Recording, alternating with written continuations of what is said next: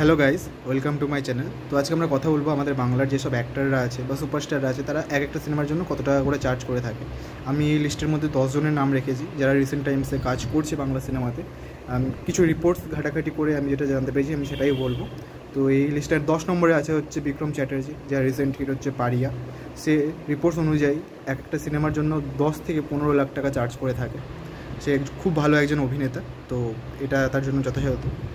এবার যদি বলি 9 নম্বরে কে, 9 নম্বরে আছে সোহম চক্রবর্তী, যার হাতে প্রচুর ব্লকবাস্টার সিনেমা একটা টাইমে ছিল, যেমন প্রেম আমার ছিল।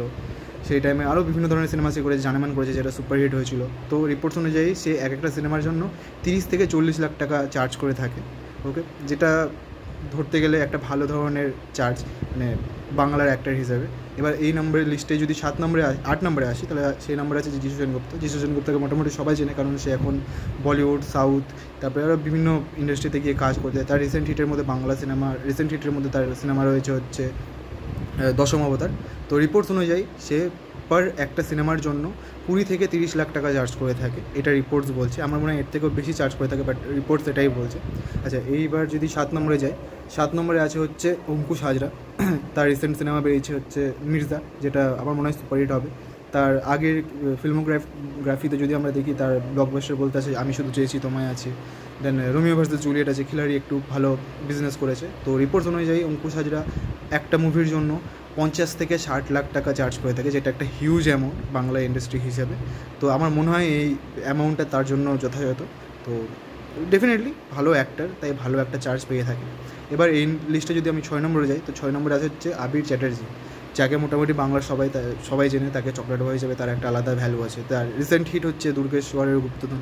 আরও বিভিন্ন ধরনের সিনেমা সে করে, বিভিন্ন রোলে তাকে দেখতে পাওয়া যায়, যেমন দশম অবতার বলছি, দ্বিতীয় পুরুষে তাকে দেখতে পাওয়া গেছে। তো রিপোর্টস অনুযায়ী আবির চ্যাটার্জি পার হেড একটা সিনেমার জন্য 40 থেকে 50 লাখ টাকা মানে চার্জ করেন, এটা রিপোর্টস বলছে। আমি জানি না এটা কতটা ঠিক বা বেঠিক। ওকে, এই লিস্টে যদি আমি 5 নম্বরে যাই, 5 নম্বরে আছে হচ্ছে পরমব্রত চ্যাটার্জি, যাকে ও মোটামুটি সবাই চেনে বাংলার, যাকে দশম অবতার দেখা গেছে। আরও বিভিন্ন ধরনের সিনেমা, আমি খুব একটা এই ধরনের সিনেমা দেখি না, যেমন চতুষ্কোণে আছে, চতুষ্কোণটা আমার দেখা আছে। তো রিপোর্টস অনুযায়ী সে পার একটা সিনেমার জন্য 20 থেকে 30 লাখ টাকা চার্জ করে থাকে, যেটা একটা ভালো অ্যামাউন্ট। ঠিক আছে, এবার যদি আমি আসি 4 নম্বরে, 4 নম্বরে যার নাম আছে, তাকে মোটামুটি বলিউড ইন্ডাস্ট্রি বলো বা সাউথেও সে মোটামুটি কিছু কাজ করেছে, বাংলাতেও কিছু কাজ করেছে। তো বাংলার আমাদের বিগেস্ট স্টার, মানে অনেক দিন আগেকারই একটা বড় স্টার। তো সেই স্টারের নাম হচ্ছে মিঠুন চক্রবর্তী, মোটামুটি সবাই চেনে।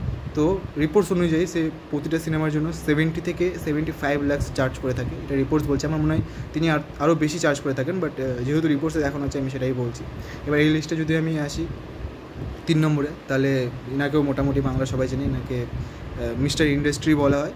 তো নাম সবাই জানেন, প্রসেনজিৎ চ্যাটার্জি, যার ফিল্মোগ্রাফিতে অনেক বড় বড় ব্লকবাস্টার আছে, যেমন অমর সঙ্গী আছে, রিসেন্ট টাইমসে তুমি বলো দশম অবতার আছে, মনের মানুষ আছে। অনেক ধরনের সিনেমা, বিভিন্ন ধরনের এক্সপেরিমেন্টাল সিনেমাও তিনি করেছেন। তাকে দেবের সাথেও দেখা গেছে। তো যেমন কাছের মানুষে একজন ভালো অভিনেতা প্লাস একজন ভালো মানুষ। তো রিপোর্টস অনুযায়ী তিনি এক একটা সিনেমার জন্য 85 to 90 লাখ চার্জ করে থাকেন, যেটা একটা হিউজ অ্যামাউন্ট এই বাংলা ইন্ডাস্ট্রির জন্য। আর আমার মনে হয় এই অ্যামাউন্টটার থেকে বেশি উনি ডিজার্ভ করেন। তো যেহেতু রিপোর্টস এটাই বলা যায়, আমি এটাই বলবো। এবার এই লিস্টে যদি 2 নম্বরে আসি, তাহলে সে হচ্ছে আমার ফেভারিট, আমার মানে খুবই ফেভারিট। আমার এই লোকটার সিনেমা দেখে আমার বড় হওয়া, আমি মানে বিশাল ফ্যান এই লোকটার। তো এই 2 নম্বরে আছে হচ্ছে দীপক অধিকারী, যাকে আমরা দেব নামে চিনি। তার ফিল্মোগ্রাফিতে ব্লকবাস্টার কী গেছে সেটা সবাই জানে, সেটা বলতে হবে, যেমন পাগলু, খোকাবাবু, চ্যালেঞ্জ, মন মানে না, আরও বিভিন্ন ধরনের সিনেমা। কমার্শিয়াল স্টার ছিল একটা টাইমে, এখন ফ্যামিলি নিয়ে ব্যস্ত একটু, কিন্তু আবার সে অ্যাকশনে ফিরছে। তো রিপোর্টস অনুযায়ী দেব পার একটা সিনেমার জন্য 1 কোটি থেকে 1.5 কোটি টাকা মানে নিয়ে থাকেন, যেটা একটা হিউজ অ্যামাউন্ট। আর আই থিঙ্ক এটা উনি ডিজার্ভও করেন। এবার যদি 1 নম্বরে আসি, তাহলে 1 নম্বর স্থানে কে আছে? 1 নম্বর স্থানে আর কেউ নেই, আছে জিৎ। রিপোর্টস অনুযায়ী সে এক একটা সিনেমার জন্য 1.5 কোটি থেকে 2 কোটি টাকা চার্জ করে থাকে, যেটা একটা হিউজ অ্যামাউন্ট। আর যে অ্যামাউন্টটা এই লোকটার জন্যই হয়তো মানে পসিবল হয়ে উঠেছে। তো আমার মনে হয় এটা একটা হিউজ অ্যামাউন্ট। তার ব্লকবাস্টার সিনেমা বলতে অনেক সিনেমা আছে, যেমন বন্ধন আছে, আবারা বলো তুমি, ক্রান্তি বলে একটা দারুণ সিনেমা আছে, সাথী, যেটা বাংলার আমাদের বিগেস্ট ব্লকবাস্টার। তো আমার মনে হয় এই অ্যামাউন্টটার থেকে বেশি অ্যামাউন্ট এই লোকটা ডিজার্ভ করে, এই লোকটা আরও বেশি ফেম ডিজার্ভ করে। আমাদের একমাত্র স্টার যে প্যান ইন্ডিয়া গিয়ে প্যান ইন্ডিয়া কাঁপাতে পারে।